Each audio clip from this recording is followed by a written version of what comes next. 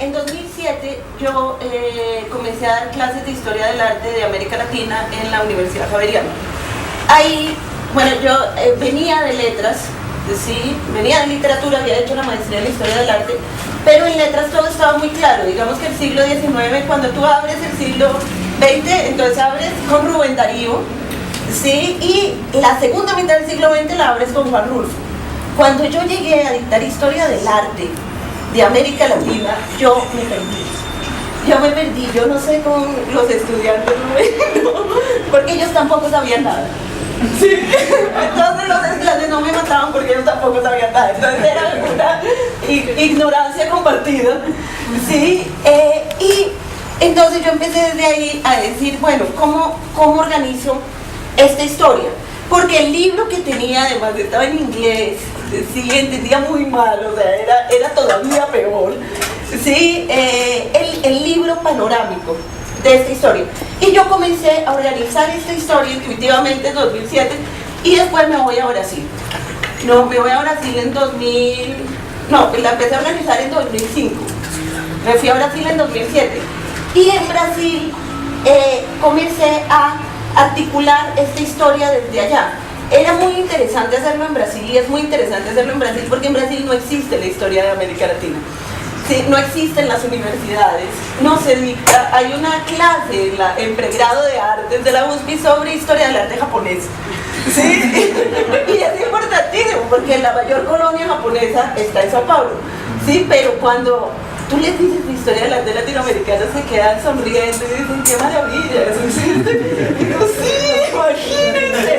Entonces, y la pregunta siguiente es, ¿y nosotros estamos ahí o no? Y ellos no saben que ellos son el bastión.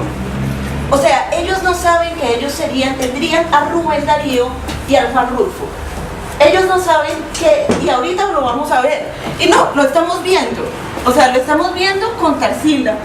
Vamos a verlo, pero Tarsila y la antropofagia es uno de los bastiones de comienza el siglo XX, ¿sí? Junto con el muralismo, no son el muralismo, son Torres García y es la antropofagia. Es decir, vamos a contar la historia desde acá. Y lo segundo sería Lillian Clark, Eliot y Chico, ¿sí? Que son los dos. Entonces, nosotros, o sea, ¿cómo así que si ustedes pertenecen a esta historia, si ustedes son los pivotes? Sí, pero ellos no se han dado por enterado. Lo único que ellos quieren, pero me estoy adelantando, esta era la última parte, pero lo único que ellos quieren es que los argentinos les devuelvan el cuadrito de Tarsila que compró Eduardo Constantini en 2005, ¿sí? Y que fue el golpe más duro que le han dado a Brasil. O sea, hemos tenido el maracanazo, hemos tenido el 7-1, que yo nunca vi las calles de Brasil así. Yo me acuerdo cuando metieron el tercer gol, todos se acuerdan, ¿no? El 7-1 que fue celebrado, de la manera más canalla, no había. Entonces el tercero, bueno, vamos. Y yo lo estaba viendo en un sitio público, en un proyector enorme. Al cuarto vamos, al quinto comenzamos a reírnos, todos. Después ya fue un silencio absoluto y yo salí por las calles de Sao Paulo y era un silencio que yo nunca vi en Brasil. O sea, nadie se miraba a los ojos, era una cosa. Y ese ha sido el segundo golpe. El tercero fue el cuadrito de Tarsila, que es el cuadro más caro de América Latina, comprado por Eduardo Constantini para la colección del Malva. Y son tan cara de palo los argentinos, porque Brasil, cualquier cosa, pero Brasil odia a Argentina, pero Argentina no se ha dado cuenta tampoco. Argentina no tiene idea. O sea, sí, la otra vez yo me encontré en el Mundial un argentino tomando cerveza y me dijo, no, es que vine a ver el Mundial en Brasil. Y yo le dije, ¿tú no te has dado cuenta que a ti te odian acá? Y me dijo, no, ¿por qué? Si nosotros somos América Latina. Y yo, bueno, no. No sé, tú eres el símbolo de lo que no queremos. Y entonces se compran el cuadro y además lo ponen en la última colección abierta en 2016 como capa del catálogo general que va a organizar la historia de América Latina. Entonces estamos viendo exposiciones que organizan esa historia. Entonces, ¿qué pasó? Yo me puse a intentar organizarla yo, claro, como mi megalomanía, ¿no? Yo voy a organizar esta vaina. Y bueno, me perdí bastante, comencé a leer historias generales. Las historias generales están muy desactualizadas y tienen dos cosas. Cuando tú vas a escribir una historia del arte, necesitas canon y periodización. El canon es la selección de obras que vas a hacer. Y tienes una ideología atrás, y tienes un canon así, que no existe, que el gusto es una cosa de canto, uno tiene un gusto. La primera forma de montar una historia es montando una colección en la casa. Y lo primero que tienes que ver es si los cuadros combinan con el sofá. O sea, y ese feeling de las colecciones no está lejos de cómo se construye la historia del arte, ¿sí? Entonces, lo primero, ¿sí?, fue comenzar con viendo esas historias. Entonces, ese canon y el canon y la periodización. La periodización, obviamente, son los periodos que tú tienes, y siempre nos parte en el siglo XX en América Latina, siguiendo una periodización europea. Sí, ya sabemos antes y después de la Primera Guerra Mundial, sí, Revolución Rusa, nunca comienza por Revolución Mexicana y construcción de Brasil. Entonces eso ya desarticula la historia porque le toca ponerse en los calzones de otro. Y entonces yo me puse a mirar cuál era mi periodización. Primero porque fui contratada para hacer una línea de tiempo del arte brasileño, en donde casi nos matamos, ¿no?, en el grupo. Sí, casi eso. Además porque aquí está caro, pero los brasileños son muy categóricos. Y nosotros los colombianos somos unos locos que queremos organizar todo. Pero ¿cuál es el denominador común de su conjunto? Oye, de hecho para al lado. Entonces, bueno, canon, la selección de obras que está muy imbrincada con las colecciones y con las curadurías, ¿sí? Y la otra, la periodización, ¿cómo la vas a desamarrar? ¿Cómo vas a hacer una periodización tuya? Entonces, bueno, me puse a mirar colecciones, historias del arte, y ahí me di cuenta que el caso de que si yo quería entender esa historia del arte, me tenía que ir por las curadurías, porque son las curadurías las que han hecho ese papel, y lo han hecho de una forma bastante interesante, porque la curaduría tiene que trabajar con obras reales. Sí, yo siempre dije, yo soy crítica y soy historiadora, no soy curadora. Era miedo a la realidad, ¿no? Porque tienes que ir a pedir las obras prestadas y tal. Sí, y tiene que trabajar con obras reales, con obras, o sea, tiene que ir y pedir las obras, y tiene que ir, los brasileños tienen que ir de rodillas y pedirles la obra de Lavaporus, al Malva, sí, que llegó en 2015 a Brasil y dio una vuelta por Brasil, y todos fueron a visitar su obra, que habían perdido hace 10 años. Entonces, pero esa realidad, partir de las obras, envuelve toda una concepción de la historia que sale de lo particular a lo general. ¿Qué sería el punto? No irse de la generalidad, no irse de una red ya hecha, que sería una periodización prestada, un canon prestado, ¿sí?, sino irse de las obras a construir esa historia. Por eso se llama curaduría como historia. En América Latina nos hemos reunido 2 veces a discutir qué es la historia del arte de América Latina. La primera en los años 70, siempre los congresos los paga Estados Unidos. Sí, el congreso más importante fue una serie de congresos, 8 congresos, en donde iba Juan Hacha, Damián Bayón, Aracía Amaral, Bluesberg de Argentina. Esos 8 congresos, el más importante es 1975 en Austin, Texas, en donde se reúnen a definir qué es América Latina. Los documentos están en el ICA y se vuelven locos, ¿no? Porque claro, no tienen ni idea. Y unos van a pelear porque América Latina es un arte comprometido, y los otros van a pelear porque no, porque es una identidad raizal que tiene mucho que ver con lo mágico. Ahí se arma el conflicto y Leopoldo Castedo, que es un historiador del arte, que es el primer historiador, dice que por qué por qué siempre quieren definir América Latina por el tema, ¿sí?, no por la forma. Eso ha sido un problema, porque la historia del arte de América Latina, la historia del arte latinoamericana, ha comenzado por definir su adjetivo, no su sustantivo. ¿Sí me entienden? O sea, si uno va a definir, o sea, si yo voy a escribir historia de Julia y primero tengo que definir quién es Julia, nunca escribiré mi historia. Así que, ¿qué es el Julia? O sea, pero eso también para las otras historias. O sea, Gombrich no se pone a definir qué es el universo para describir su historia universal del arte. ¿Sí? Ese ha sido una calle sin salida, el adjetivo latinoamericano. Eso yo pienso que deberíamos sacarlo, ¿sí? Y comenzar entonces por las obras para ver la idea general. De cualquier forma, entonces hay dos como lugares. Uno sería definir América Latina en toda la abstracción geométrica, ¿sí? Todo lo abstracto, y otro por el compromiso político, ¿sí? Por arte de América Latina, es un arte político. Aquí hay dos colecciones bien interesantes, que son las Cisneros. Sí, yo aquí puse una, pero no me voy a ir a la página. Sí, que son las Cisneros, que uno entra y ve cuadrados. Sí, uno entra y todo es geométrico, y dice Patricia Cisneros cuando le dona los 100 obras al MoMA, dice: yo lo que quiero ver es a Eliot Chica con Mondrian. Y bueno, ya la tiene. Sí, Eliot Chica con Mondrian en el MoMA. Cuando donas 100 obras al MoMA tienes que pagar una plata enorme. O sea, el problema no es un regalo, es como si tuvieras que pagar una plata enorme para que te la reciban. ¿Sí? Entonces está la colección Cisneros, que viene de todo el coleccionismo de Venezuela, ¿sí? Y va a tener, y viene centrado en la segunda mitad del siglo XX, que es: nosotros somos abstracción geométrica.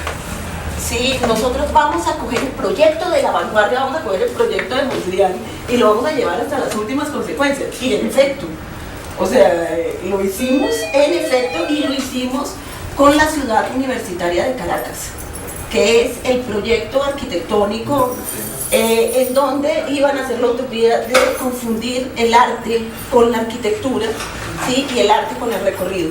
Entonces, esta sería los geométricos. Y la otra colección, que fue muy criticada aquí, es Daros, ¿sí? De Suiza, que tiene en este momento 1000 obras, y que tú entras, aquí está la paginita en proa, ¿sí? Tú entras a ver Daros y todo es político, ¿sí? Entonces esa dupla, ¿no? Entre lo abstracto y lo político, entre el cuadrado y el panfleto, va a estar articulando la historia del arte de América Latina.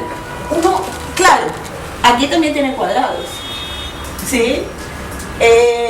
Aquí también tienen política, porque tienen a Eliot Chica. ¿Sí? Eliot Chica consigue combinar las dos formas de lucha, que sería la política y el cuadrado. Sí. Pero las dos van a tener de los dos. Sin embargo, o sea, si uno se mete por esas colecciones, comienza a comprender esta dinámica. Yo estoy hablando de historias del arte de América Latina del siglo XX más, ¿sí? Esta es la primera, escrita por Leopoldo Castedo. Se publican en inglés, él escribe en español, la publican en inglés. Siempre todos los congresos son, les dije, la primera, ¿cómo se llama? La primera turma de congresos, el primer grupo de congresos son años 70, ¿sí? Y el más importante es Austin. El segundo grupo de congresos es 90-2000, organizados por Rita Eder, y el más importante es Oaxaca, ¿sí? Ahí se va a reunir Andrea Yunta, y va a estar, por ejemplo, presente Aracy Amaral, que está presente en los dos. Aracy Amaral es eterna. Ella ha atravesado, Aracy Amaral, yo casi me muero. Yo no le puedo hablar, a mí me da como... Porque ella ha atravesado los dos grupos de congresos. Sí, entonces, o sea, ella está donde yo siempre he querido estar. Me digo, no, Aracy, ¿yo qué hago? Y la colección de obras de Aracy es una historia. Pero bueno, Entonces está Leopoldo Castedo, que ahora se llama El Conoció, ¿sí? Y el libro se lo contratan en Nueva York, se lo contrata en la Universidad de Nueva York y después sí lo publican en español. Esta historia de América Latina, después hay una reedición para el 5º centenario en 1989 y es un libro absolutamente caótico. ¿Por qué es caótico? Yo voy a contar un poco la historia de Castedo porque es maravillosa, ¿sí? Neruda, 1940 y tantos, 1945, no, 45 no, bueno, como se me olvidó. Bueno, Neruda se entera que hay un campo de refugiados españoles en el norte de Francia, ¿sí? Y que están como 2000 españoles y obviamente todos los que están presos ahí son intelectuales de izquierda, todo eso, y entonces va y le dice al presidente de Chile, oiga, ¿por qué no contratamos un barco de carga y traemos a unos 1000? Que ahí los caben. Y el presidente le dice, ¿cuánto vale? Y él le dice, no, mira, esto es baratísimo, vale, tengo el presupuesto. Sí, y el presidente le dijo, maravilloso, traigamos. Entonces se van con su barco, Neruda se va con su barco que se llama el Winnipeg. Sí, se va con su barco, llega y los recoge a todos y le dice, no, para dejarlo salir necesitamos un pasaporte. Y entonces Neruda dice, bueno, yo hago un pasaporte colectivo.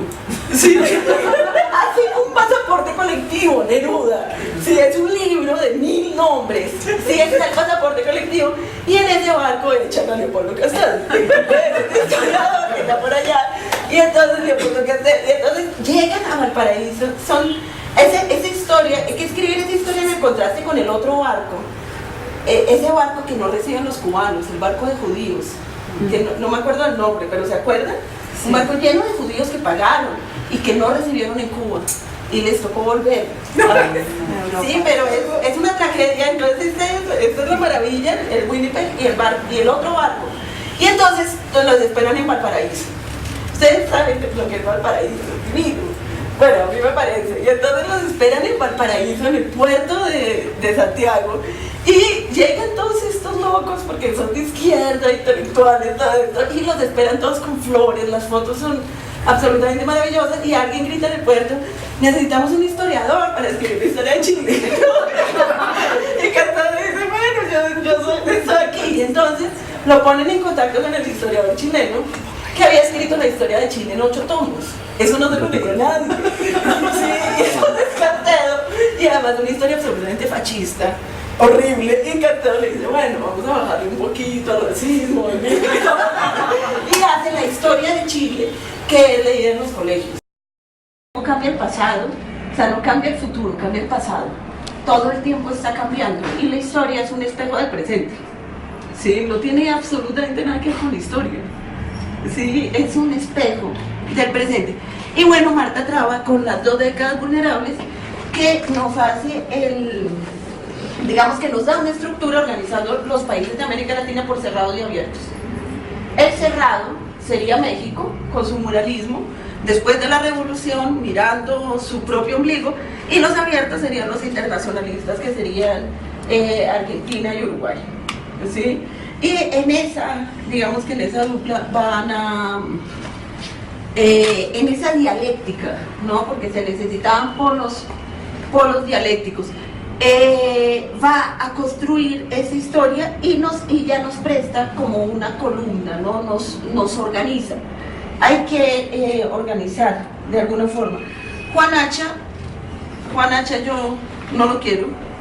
Sí, no lo quiero. Él intenta sistema de producción, el producto artístico y su estructura, el arte y su distribución, y todo en esto en Arte y Sociedad de América Latina. Todo es un marxismo entendido muy... que el arte sería un reflejo de los modos de producción de una sociedad, pero entonces se dan los modos de producción y el arte ¿qué? No vamos al arte, vamos a las obras. Esta es el primer grupo, ¿sí?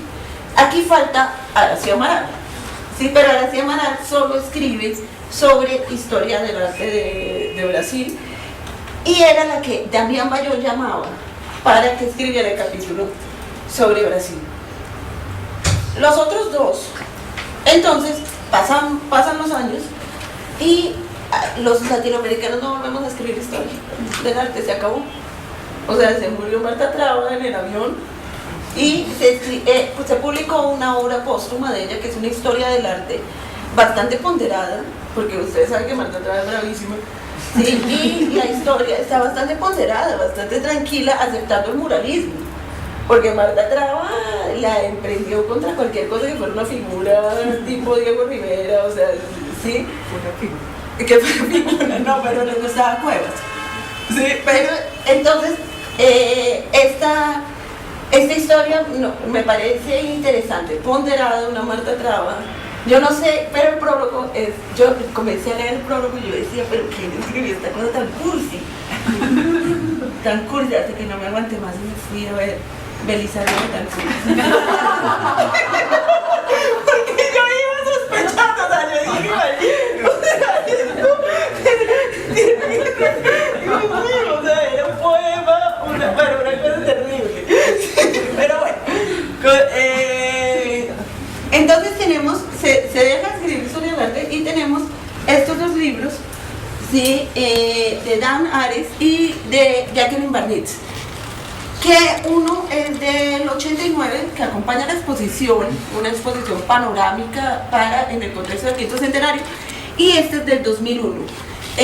Jacqueline Barnitz ha dictado la clase de Historia del Arte Latinoamericano en la Universidad de Austin durante 40 años, y ella tiene sus imágenes dispuestas en la red, sí, pero la universidad tiene que estar inscrita y yo no puedo entrar. Yo estoy intentando que la USP se inscriba a un site, bueno, pero no comprendo bien o sea, ni siquiera comprendo bien qué es lo que hay que hacer, sí, pero ella entonces ha dictado, y esta ha dictado en el Reino Unido también 30 años, la había dictado 20 años hasta aquí, Historia del Arte de América Latina. Es bien interesante, nuevamente vuelvo a las portadas, ¿sí? De los libros. Este es el único libro panorámico, coge siglo XIX y XX, y es el único libro panorámico que está traducido al español y al portugués. Entonces es un libro de consulta muy, digamos que es un libro que nos ha permeado. Es un libro de historia, pero es catálogo, entonces te ciñe a las obras que le prestaron. Eso es bien interesante porque, por ejemplo, el mejor paisajista del siglo XIX es José María Velasco, ¿sí? Que es mexicano, que hace unos paisajes del Valle de México, que es la cosa más hermosa, ¿sí? Y yo no sé, yo le tendría que preguntar a Dan Ares qué pasó, porque yo creo que le prestaron todos los José María Velasco, porque hay un capítulo del libro de Historia del Arte de América Latina dedicado a José María Velasco. De hecho, yo conozco a José María Velasco por el libro, ¿sí? O sea, yo estoy enamorada por el libro. Pero entonces fíjense cómo los préstamos van incidiendo en la historia, ¿sí? Cómo se va construyendo esa historia a partir de cosas concretas. Este es el libro en Inglaterra, este es el libro publicado por España, este es el libro publicado por los brasileños. O sea, sin comentarios. Yo no sé qué decir. Es obvio. Miren, a los ingleses lo único que les importa es el documento histórico. Sí, ese es un cuadro que yo me he puesto a buscarlo. ¿Dónde diablos sacarme ese cuadro? Sí. Y no me entiendes, esa es la otra gran incógnita. ¿Por qué ese señor está en la capa del libro de Historia del Arte de América Latina? No, o sea, y tiene mucho que ver con que la cátedra que da Dan Ares está en el Departamento de Ciencias Humanas, porque nosotros, en la Historia del Arte de América Latina siempre se da como sociología o antropología, vamos a conocer al otro, ¿no? Y ahí, entonces en esa cátedra, ahí entramos como historia, no como arte, ¿sí? Porque el cuadro no es bueno. El cuadro no es bueno, porque ya, miren, lo he analizado, ¿sí? Bueno, a los españoles, ¿qué les interesa? Oh, los latinoamericanos, qué drama, Frida Kahlo, todo esto, el exotismo, son parte del surrealismo, todo. Y a los brasileños, los únicos que les interesa es la abstracción geométrica. Sí, o sea, ellos tienen, en ese momento ellos tenían el Amaporo. Sí, el cuadro, o sea, esto ya no vale nada. No, mentira, Sergio Camargo vale. No vale. Pero Dios santo, tenía una Tarsila. O sea, pero bueno. Camargo ahora están llenos de polvo. Que en los museos que ahora le provocan limpiarlos. Bueno, yo quiero mirar un número y limpiar en Sergio Camargo, porque cómo se me dañó la abstracción geométrica, perfecto, la utopía. Sí. No llega el polvo y se mete. Con Brasilia. Brasil, entonces el pequeño Brasilia es el grande, ¿no? Entonces es lo que nos lleva a la utopía. No, entonces, bueno, los otros libros, de Jacqueline Barnett, no me consigo aprender el nombre de él, de este, es un argentino, ¿sí? Pero lo tengo por aquí, es César Paternoster, ¿sí? Rarísimo, porque está esa capa ahí, ese misterio no ha podido ser revelado, pero vamos a intentarlo. Entonces, esas son las historias, son historias escritas, el primer grupo, sí, son latinoamericanistas furibundos que quieren proponer una columna de historia de América Latina para que América Latina se libere de los yugos colonialistas, sea Europa, sea Estados Unidos. Porque si uno no tiene un proyecto político, no escribís una historia. Tenés que tener un proyecto en futuro para escribir el pasado, ¿sí? El segundo grupo, ¿sí?, que serían historias escritas desde afuera. Hay otros más. Hay otro que es de Lucy Smith, que yo no lo traje porque es tan patético, que dice como Martín Fierro, que es el cowboy argentino. Yo ahí, no lo traigo, ya no lo traigo, ¿no? Y es uno de los libros de mayor difusión. Sí, es uno de los libros de historia del arte latinoamericano más difundidos en Europa. Y los errores que cometen, o sea, primero la desfachatez, pero segundo los errores ya son, ¿qué es lo que digo? Bueno, yo tenía una lista de errores solo para revolcarme en el fango político. Sí. Y entonces está, pero ya sé. Entonces, esta historia, la primera línea, ¿sí? La primera línea de esta historia es, la historia del arte en América Latina pertenece a la tradición occidental. La última línea del libro, 300 páginas después, es la misma, ¿no? Entonces, como hemos dicho y hemos demostrado, la historia del arte de América Latina pertenece a la tradición occidental. Yo no me había dado cuenta porque eran 300 páginas después, o sea, estaba absolutamente cansada, exhausta, ya odiaba a Jacqueline Barnett. Después fui a ver mis apuntes y me di cuenta que la primera y la última eran iguales. Y ahí me pregunté qué es pertenecer a la tradición occidental. Sí, que eso va a ser uno de los grandes impedimentos, problemas de la historia del arte en América Latina. Sí, porque Jacqueline Barnett va a ser, por un lado va a tener la periodización prestada, y por el otro lado todos los referentes son prestados. Ya llega un momento en que uno se emberraca. Sí, porque entonces comienza, Reverón copia Monet y hace la lística de quién copia, y uno es, no te aguanto más, ¿sí? ¿A quién copia? Y Monet, ¿a quién copia? Sí, contame. Y es bien interesante porque esta es inglesa y esta es norteamericana. Y la inglesa llega en un ataque de locura a decir, no, de locura no, de inspiración profunda, a decir que, pero espérense, ¿qué es lo que dice? Bueno, compara, no, cuando dice por su admiración, dice es que Simón Bolívar era tan importante que Lord Byron tenía un barquito que le puso Bolívar. Dios, de verdad, no lo puedo creer. Sí, o sea, pero cuando ella habla de Lord Byron es una vaina así. Castelo, el parangón de Castelo es cuando compara a Orozco con Unamuno.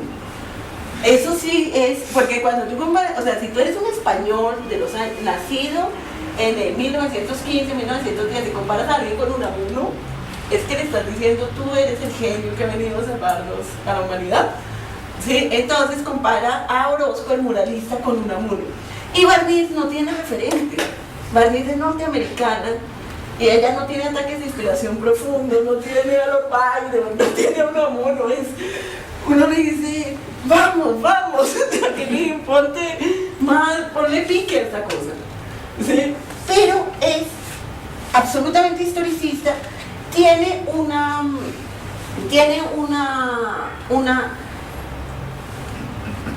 reja, como una rejilla, en donde tiene que caber América Latina. Entonces, si para cada artista latinoamericano tiene que haber un referente europeo en la primera mitad del siglo XX y norteamericano en la segunda mitad, también la periodización va a ser completamente historia política de Europa, ¿sí? Y pertenecer a la tradición occidental sería entonces seguir los pasos, ¿sí? Asumir la cuartilla, pero no hay autonomía. No hay una autonomía del arte de América Latina ahí, y uno se siente preso, uno quiere liberarse, ¿sí? Decir no, esto no va por ahí, y cambiar los periodos, ¿sí? Ese cambio de los periodos, esa camisa de fuerza de la historia, porque cualquier cronología es jerárquica. Nosotros solamente diciendo, estamos en 2017, ya estamos dando una jerarquía, ya estamos diciendo de dónde venimos, ¿sí? Ya estamos diciendo soy colonizada, ¿sí? Porque no es 2017 después de la muerte de Cristo, ¿sí? No, el nacimiento.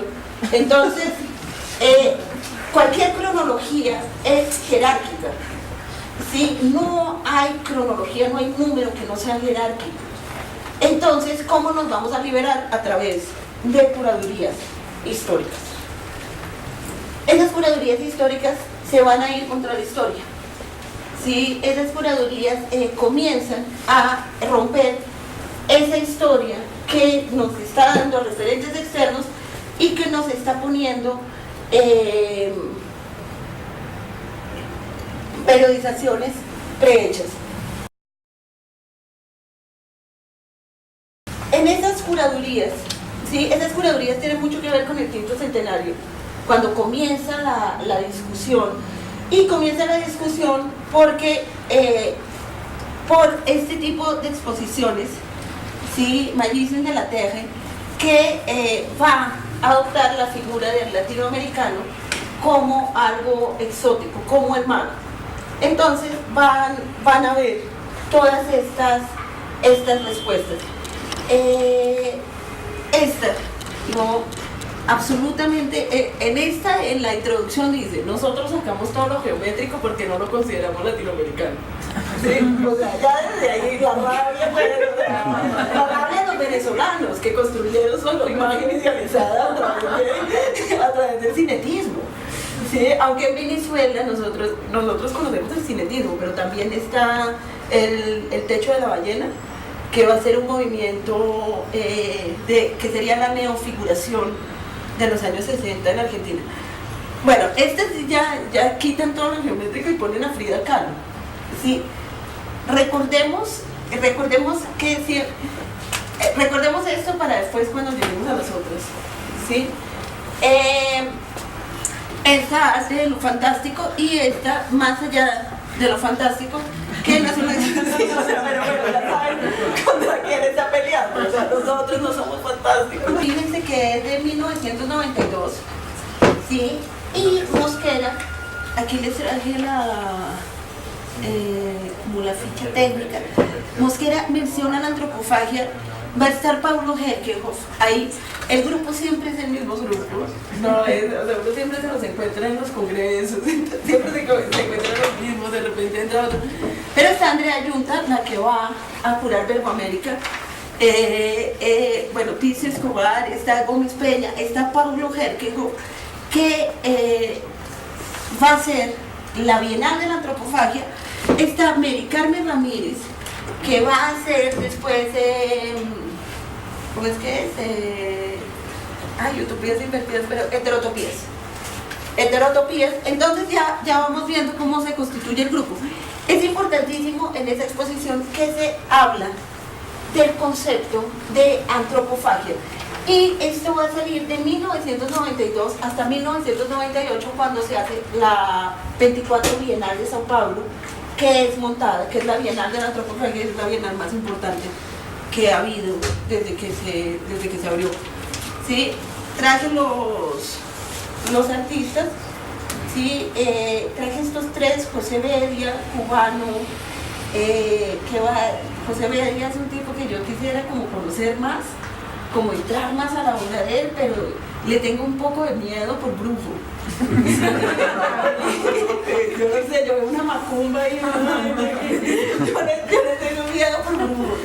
Sí, Jimmy Durham, sí, que Jimmy Durham tiene, la otra vez vimos en el salón de Medellín. Sí. Jimmy Durham es de Washington, pero Washington es de Washington, el pueblo que queda por allá arriba en el último rincón de Estados Unidos. Sí, bueno, pero yo no me acuerdo del estado, es Washington, yo no sé qué. Estado es Washington State. Estado en Washington, pero no es una ciudad. No, Washington. pero no, entonces es una ciudad como París, Texas, como una, bueno, de repente yo confundí a París, Texas con esto y con una. Bueno, pero va a ser, él intentó mucho hablar con los indígenas de los otros países de América, sí, pero aquí ya no consiguió su asociación, no le fue muy bien, sí, pero ve cómo se deconstruye, o sea, cómo esa exposición que va a hablar de América Latina tiene un artista proveniente de los indígenas de Estados Unidos y pues Gómez Peña, que conocemos muy bien, un chicano, ¿sí? Y ahí va entrando el concepto de arte chicano. La siguiente, yo voy a pasar rápidamente, borré casi, les digo que tengo que hablar de los artistas, pero no va en esta maratón. Cartografías, ¿sí? De Ivo Mezquita. Dice, al igual que el cartógrafo, el curador no mide, sino que evalúa. Y nuevamente escribe en el texto, esto es contra el estereotipo de lo fantástico y lo político. Lo político es que tenemos que hacer un arte narrativo. Eso de ir contra lo político tiene una historia de América Latina que viene, es un poco ir contra el fantasma del muralismo. Sí, romper con ese, que ya aquí no tendría cabida, ya estamos en los 90, pero digamos que romper con lo político no es romper con la política en sí, sino con que una obra de arte tenga que ser narrativa, ¿sí? Tenga que ser ilustración. En este catálogo hay una cosa que yo estoy buscando el texto en portugués que es una delicia, cuando puedan vayan a la Luis Ángel y saquen el catálogo, que es un glosario, ¿sí? De las fuentes incompletas de América Latina, escrito por Paulo Herrighoff. ¿Sí? Ese glosario es un poema, o sea, la cosa es una vaina absolutamente hermosa, ¿sí? Y yo hoy estaba como traduciéndolo para la charla, pero yo dije, no, eso tiene que estar en portugués, o sea, porque es como traducir como nuevamente, que se publica, la historia de Castelo está publicada en inglés. Le pregunté a Gerardo Mosquera dónde está la información de las 3 primeras bienales de La Habana, que el proyecto curatorial era hacer una bienal del tercer mundo. Sí, toda la información está en inglés. Sí, no, es hacer o sea, la bienal de La Habana, toda la información está en inglés, en la Luis Ángel Arango no hay nada y el proyecto era liberarnos. Ya, me rindo. Sí. Y entonces me puse a traducirlo, pero dije, ¿por qué estoy traduciendo del inglés al español si eso está escrito en portugués? ¿Dónde están esos papeles? Eso tiene que estar en algún lugar de la casa de Pablo Herrighoff. Sí, pero esto es un tesoro. Glosario como empieza, ácido, adversidad, África. Sí, la definición de ácido de la prensa, del arte gráfico de América Latina. Adversidad de la adversidad vivimos, una cita de Letichica, y África. Y es párrafos y párrafos para África, ¿sí? Y miren cómo Brancusi, Brasil, Brasilidad, Breto. ¿No? Entonces, es poesía concreta. Es poesía concreta, es un poeta, es la cosa. Sí. El canibalismo. Bueno, a mí, yo me deleito, ¿sí? Y cómo él comienza a escoger aleatoriamente estos términos. Aleatoriamente me refiero a rompiendo cualquier jerarquía, cualquier orden lógico, ¿sí? Porque son términos muy específicos, o sea, está describiendo lo que somos a través de esas palabras. Y va a meter entonces canibalismo, que va a ser todo el proyecto para la Bienal. Y ahí pasaríamos a la Bienal, ¿sí? De la 1998, la Bienal de la Antropofagia, la 24 Bienal, que va a ser nuevamente un proyecto histórico. Dice Hergenhoff en la introducción, esta Bienal tiene cuatro catálogos, no, también son megalómanos, o sea, son 4 catálogos así, ¿sí? Este es solamente el núcleo histórico, ¿sí? Ya comienza por Tarsila, ¿sí? Y a Pablo Hergenhoff, aquí comienza con Tarsila, pero él tiene un problema con Tarsila porque él es carioca, él es de Río de Janeiro y Tarsila es de Sao Paulo. Sí, entonces en la última exposición que curó, más o menos el letrero de la entrada decía, vamos más allá de Tarsila. Ya cálmate, o sea, Tarsila es más importante que cualquiera de Río de Janeiro de la primera mitad del siglo XX. O sea, vamos, pero entonces él pone a María Martins. María Martins, ¿sí? O sea, es una escultura de María Martins y aquí un letrero más allá de Tarsila. María Martins es una artista, es una de las mejores artistas que hay. Una de las mejores escultoras de América Latina, no entiendo qué pasó con ella. Era amante de Duchamp, eso fue Duchamp. Y era muy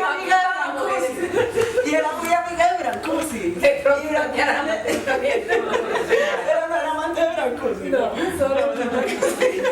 Pero eso fue lo que le pasó. Esta mujer, María Martins, es una de las escultoras mejores de América Latina y no aparece por ningún lado. Yo no entiendo. Pero bueno, entonces continuamos el núcleo histórico. Este es Hergenhoff. Dice Pablo Hergenhoff, reconocemos la multiplicidad de hilos de la historia y que en el caso del arte, la postura eurocentrista, con su orientación hegeliana, ha creado parámetros excluyentes. Nuestra opinión en la negociación de los préstamos, ha creado parámetros excluyentes. ¿Sí? Entonces vamos a proponer una historia que sea narrada desde estos meridianos. Nuestra opinión en la negociación de los préstamos de obra implicó un debate con los directores de los museos. Explicarles que era una muestra histórica, pero de otra historia. Mucho más cerca, dice, están Tate, Pompidou y MoMA, que el Louvre y el Prado. Sí, ahí no aceptaban. Y cómo entonces se crea nuevamente a través de los préstamos, de las cosas reales, la historia. A mí se me olvidó decir, pero el libro de Damares, el que veíamos de la inglesa, es mucho más rico porque es particular. El libro de Jacqueline Barnitz es mucho más general. Se va porque no le tocó pedir las obras, entonces no le tocó verlas. ¿Sí? La historia tiene que empezar de las obras, no puede empezar de la idea, no puede ser hegeliano. ¿Sí? Traje los 4 tomos gigantescos, ¿sí? Eran 4 núcleos curatoriales y el que me refiero entonces es el de la historia. Aquí solamente para ver Van Gogh y Armando Reverón, ¿no? ¿Cómo yo a esa bienal, pues claro, no fui, sí, ni siquiera sabía que existía Reverón, sí, no tenía ni idea, pero Tarsila de Amaral, Volpi, Casildo Mireles, o sea, ¿cómo van a hablar? Sí, ustedes leen esto y se dan cuenta cómo está proponiendo, ¿sí?, otra historia. Siqueiros entra. Cuando entra Siqueiros, es como, ustedes tienen referencia. Por ejemplo, cuando entra Frida, sí, ya sabemos que por lo general es un europeo viendo a América Latina y diciendo, ay, son tan exóticos. Cuando entra Siqueiros, es que, acuérdense que Siqueiros intentó matar a Trotsky y era stalinista y todo eso, es que ya lo perdonaron. Sí, es que ya lo perdonaron. Entonces uno puede datar. Ahora Siqueiros es lo máximo, porque si ustedes van para la generación de Marta Traba, mi Mayón, el duro es Orozco. Ahora está entrando ese Siqueiros nuevamente porque ya no nos importa tanto lo que pasó, ¿sí? Pero, bueno, pero aquí, o sea, digamos que aquí está el canon. Sí, aquí nos están dando, o sea, aquí nos están diciendo, esta exposición es organizada en los 90, no en los 60. Mira, Siqueiros, y no en los 70, Siqueiros no te entra en los 70, porque no puede. porque es que es imperdonable haber intentado matar a Trotsky, absolutamente imperdonable, ¿sí? Entonces, ¿cómo dialogan? ¿Cómo este cuadro debía estar, que es un Van Gogh que está en el MASPI, ¿sí? Y cómo dialoga, porque uno salía de la... miren, Van Gogh y Reverón. Eso no se hace, o sea, yo me imagino, yo me entro mentalmente, voy, veo todos los Van Gogh, ya sé más o menos los que están porque son los del MASPI, ¿sí? Y Reverón al lado. Esto es, sí, es el monocromo con el color, es el diálogo de principios del siglo XX. Los dos locos los pusieron juntos. Sí, o sea, yo me muero. Sí, y entonces uno se va paseando y entonces vas a decir que ellos amatan. Sí, eso es juntar la, ¿cómo se llama? Chicha con limonada. Eso, o sea, ellos se morirían de la rabia. Sí, porque como, o sea, son opuestos. Está Bacon, sí, Luis Bourgeois, aquí, Robert Smithson con Mata Clark. O sea, uno comprende viendo el mapa de qué está, porque es la 24 Bienal, la Bienal más importante que ha tenido Sao Paulo. O sea, yo creo que cuando, bueno, ya voy a exagerar y entro en un arrebato de pasión, pero si a mí me dijera, o sea, entrar al cielo, entrar a eso. Sí, un arrebato de pasión. Bueno, está Tarsila con Volpi, que ahora es Volpi es... ¿ustedes conocen a Alfredo Volpi? No, Volpi, yo no sé, en cada SP Arte venden Volpi, pero es una cosa, cada vez vale más y más y más, y es una... Y son infinitos, porque el tipo no hacía nada más, y los cuadros son chiquiticos. Sí, y la hija se dedicó a pintar, o sea, se murió Volpi y se dedicó a pintar más y más y más. O sea, la hija hace la hija, y entonces ya puesto a decir, para la hija no copiaba perfecto, porque creció con él, entonces no saber, y han hecho listas y todo, y está todo listado, y la hija ya no puede hacer más Volpi.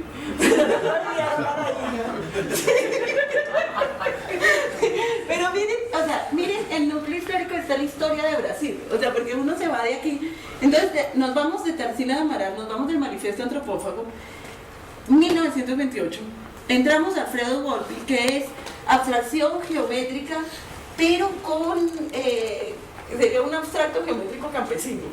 Volpi, cuando lo vean van a darme toda la razón, o sea, Volpi es un abstracto geométrico de raíz, o sea, de la tierra, ¿no? Él no está jugando a ser el gran abstracto, él no está jugando a ser mundial, definitivamente no. ¿Cuál? Sí, y emiten las vírgenes, y bueno, entonces, ustedes pasan de la antropofagia de la columna del siglo XX a la mitad del siglo XX, ¿sí? Una abstracción geométrica más genuina, ¿sí? De raíz, y aquí pasan a la chica. Entonces, ustedes ven aquí, o sea, aquí lo que Herkenhoff está haciendo es la historia de Brasil, ¿sí? Y está proponiendo esa historia, al contarla nos la construye. O sea, la historia al contarla la construyes, no la cuentas, ¿sí? El cuento es la construcción, ¿sí? No es que la historia exista, la historia de uno tampoco existe, ¿sí? Es cuando uno cuenta su pasado que uno se construye a sí mismo. Entonces él lo que se propone es contar la historia del arte universal relacionando obras y expresiones sin privilegiar la cancha mediterránea. Esto es, voy a contar la historia del arte universal sacando el periodo greco-romano y sacando el Renacimiento. ¿Sí? Entonces, ¿qué queda? ¿Cómo me la va a contar? ¿Sí? Y dice que va, o sea, entonces quita la jerarquía cronológica y que va a incluir en la exposición piezas que no tengan nociones de autoría y originalidad. Lo que hace es minar el arte. O sea, porque ¿qué es el arte? Ego. Autoría y originalidad. ¿Cómo vas a contarla? Primero me quitas a los griegos y a los romanos. Después me quitas a Rafael. Y después me quitas la autoría y la originalidad. Hago para ver qué te quedó. Entonces, bueno, hizo 4 núcleos históricos. Arte religiosa de misiones ahí en el sur de Brasil, o sea, arte religiosa barroco pero del siglo XVIII, ¿sí? Frescos medievales, ¿no? Pinturas aborígenes australianas sobre madera y caligrafía japonesa. O sea, cambió, me cogió, me acabó con la historia, o sea, ¿qué quedó? ¿Sí?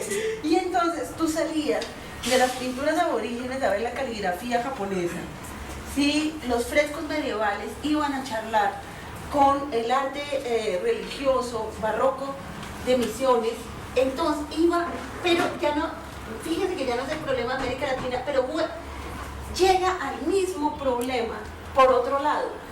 Si queremos hacer una historia nuestra, o sea, una historia no sería nuestra, sería, si queremos hacer una historia, tenemos que minarla desde abajo, ¿sí? Desde los pivotes.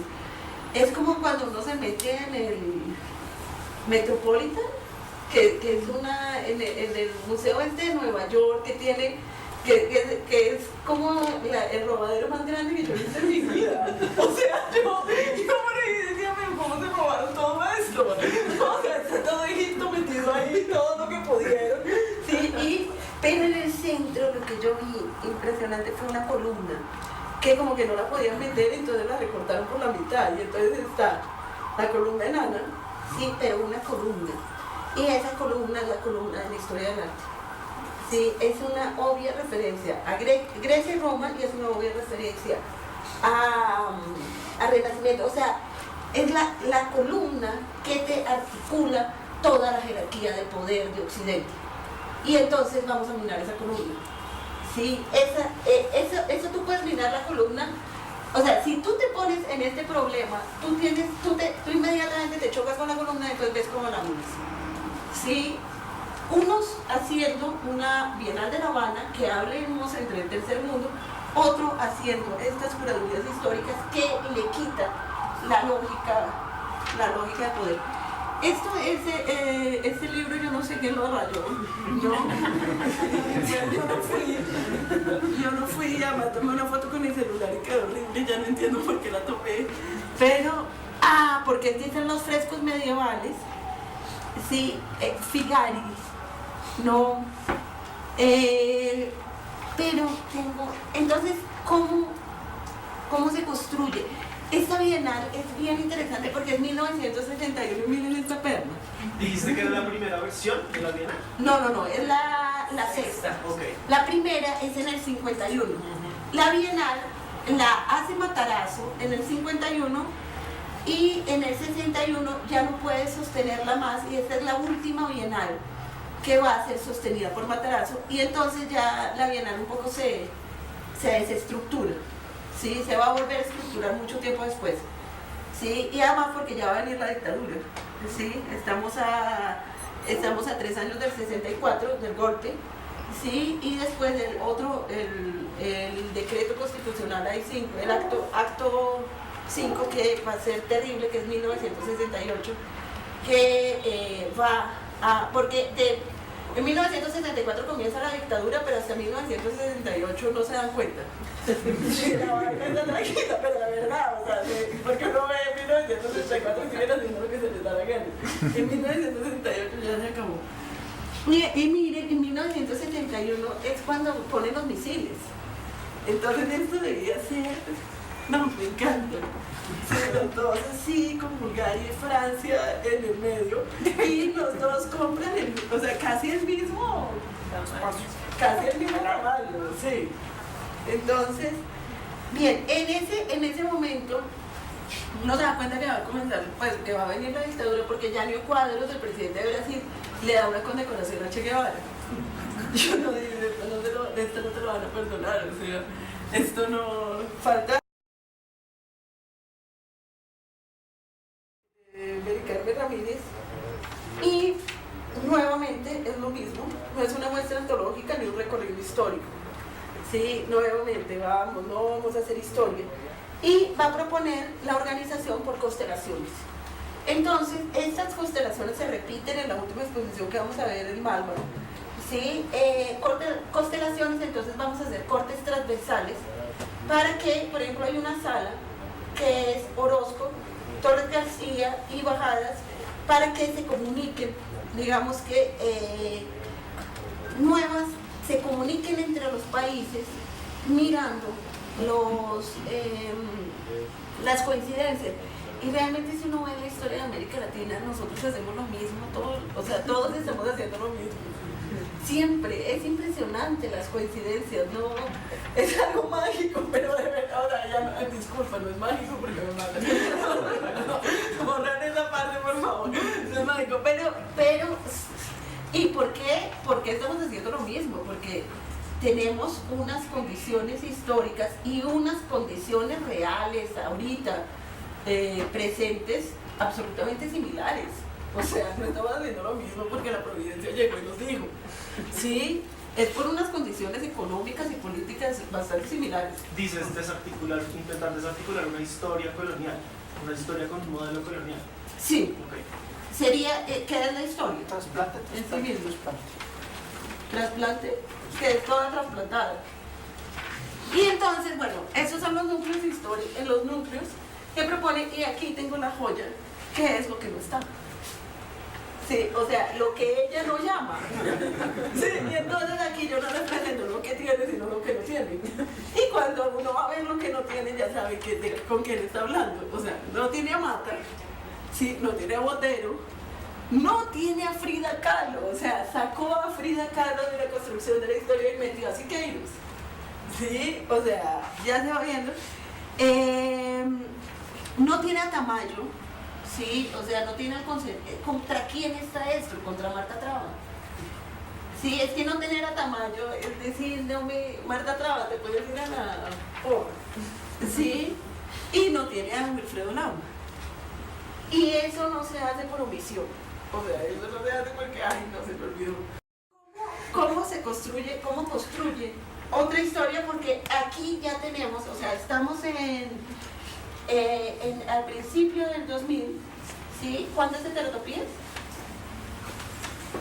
Que no lo tengo, es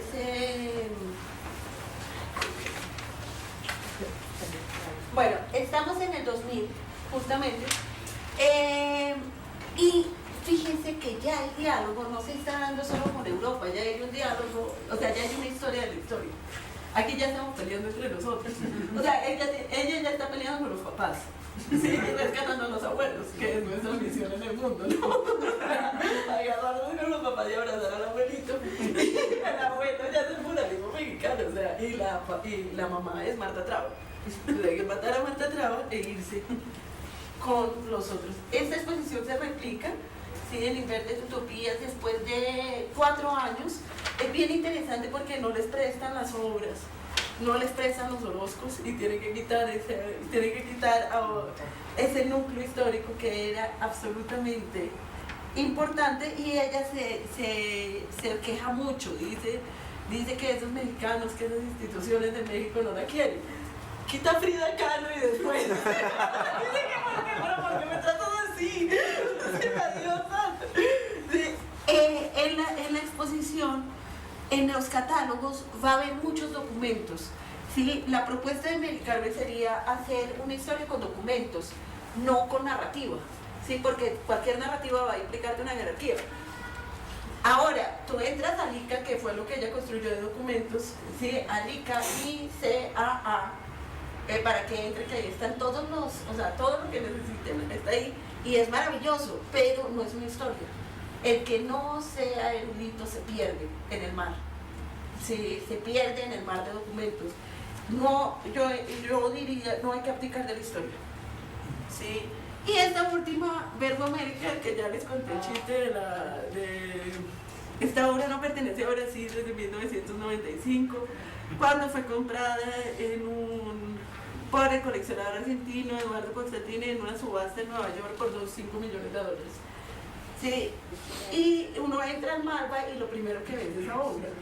Pero así, o sea, me parece, uno entra y dice, Dios mío, ya para, sí, ya no me humilles más. Sí, y entonces está el vapor, fíjense cómo va la cosa, desde 1992 que comenzamos con Gerardo Mosquera en Antiamérica, ¿sí? Que escribe Paulo Herkenhoff ahí, que mencionan la antropofagia, el canibalismo.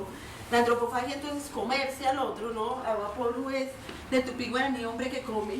A Tarsila lo hace de regalo a Oswald de Andrade. Sí, iba a ser la capa del manifiesto antropófago que propone, esto yo lo cuento mucho, entonces no sé si ya, que propone para Tininga, año 2300, de la muerte de Obispo Sardina. Sí, y fíjense que Sao Paulo no es nombrada como Sao Paulo, es nombrada en Tupí Guaraní como Paratininga, y el año del manifiesto no lo pone Cristo, lo pone cuando los indígenas caetés se comieron al obispo. ¿Sí? Entonces ahí comenzó nuestra historia. ¿Sí? De esa deglución vamos a ser nosotros.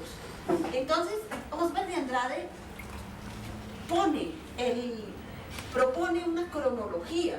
¿Sí? Es que lo primero que habría que hacer es proponer la cronología. O sea, si Torres García voltea el mapa, Oswald de Andrade va a proponer la cronología. Y esto, no por nada está acá, no por nada es la capa. Esto significa cambiar la historia, ¿sí? Cambiar la cuenta histórica, cambiar la jerarquía que cualquier cronología supone. La siguiente obra que uno inmediatamente le muestran así, ¿sí? Antonio Verdi, dice Antonio, ¿cómo se llama?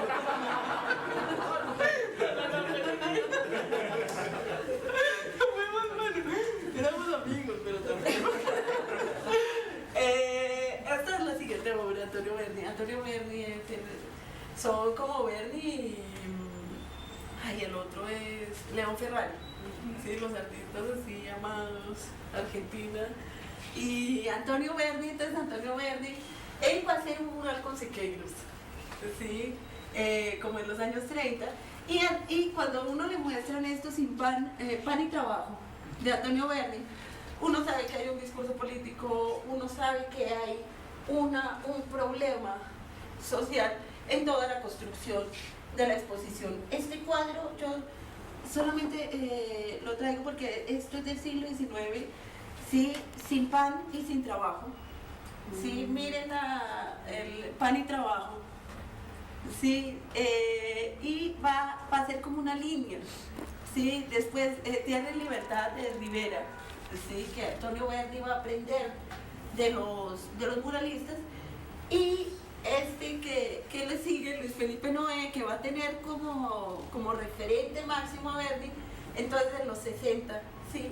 Mejor dicho, este cuadro, uno te cuenta la historia de América Latina, ¿sí? Y te va a contar la historia argentina, ¿sí? Y un arte muy político, ¿sí? Que encuentra su raíz en el siglo XIX y va a venir hasta la neofiguración. Cuando vuelven a la figuración, cuando se aburren del Madrid, cuando se aburren de los cuadraditos y vuelven a yo amo los cuadrados. Sí, yo adoro los cuadrados de Emilia Clarke. Cuando vuelven a la figuración. Entonces, ¿cómo hay unas líneas históricas? ¿Sí? ¿Cómo esa historia? ¿Cómo te están dando un montón? O sea, la selección de obras, ese canon te está dando una cantidad de información sobre quién es y contra quién está peleando. ¿Sí? Y ese contra quién está peleando articula esa historia que todos sabemos y lo repetimos, que es un discurso construido, no es un discurso que existe. Pero al verlo aquí, ¿sí?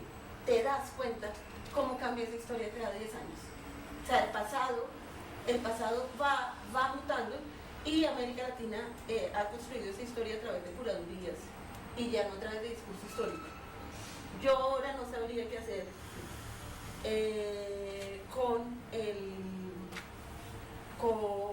con la historia, ¿sí? No sabría qué hacer con esos discursos históricos y con si el archivo puede reemplazar la historia. Yo pienso que no. Yo pienso que tiene que ser un cuento, la historia, que hay que contar el cuento. Y hay que contar el cuento partiendo de las obras, no de una red general y previa. a mí se me olvidó, que estoy viendo una cosa que se me olvidó decirles, que fue que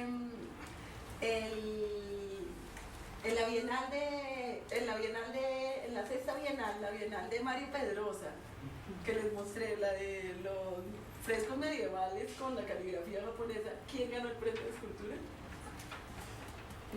Divino, un bicho de Elijah Clark. O sea, ¿sí me entiendes? Puede ganar un bicho de Elijah Clark porque se acabó. O sea, porque es Mario Pedrosa deconstruyendo toda narrativa prehecha, ¿sí? Pero esas narrativas y digamos que nuestro enemigo no sería ni Europa ni Estados Unidos en forma alguna. Y tampoco, mi mejor amiga es Zapata, es italiana. Y yo me acuerdo mucho de ella cuando la otra vez me dijo, ay, él estaba furioso porque un tipo italiano le había hablado en italiano. Yo le dije, pues, ¿qué quieres que se hable? No, bueno, me puso a hablar en español. Sí, y era porque me dijo, este cretino que se crea, porque me habla en italiano y no en romano. Sí, o sea, es obvio que los dos somos de Roma. Y ahí yo me di cuenta que Italia tampoco existe. O sea, no es que América Latina no existe. Es que nada existe. Es que uno no existe. Uno se construye. A uno le toca sentarse todos los días a explicar quién es uno a través de la historia. Sí, pero es que nada existe. Entonces ese sería el punto. No es que, ay, si existe la historia de Europa, tampoco, pues no existe la historia de Italia. O sea, eso se lo inventaron a las patadas Italia. Sí, y ahora le toca soportar hablar italiano. Sí, pero entonces el punto sería ese, o sea, no existe la historia, pero no es un problema nuestro, es un problema general, más de muchos cuando uno de todos. Pero, sí, entonces esa es mi investigación de postdoctoral. Muchas gracias por escuchar.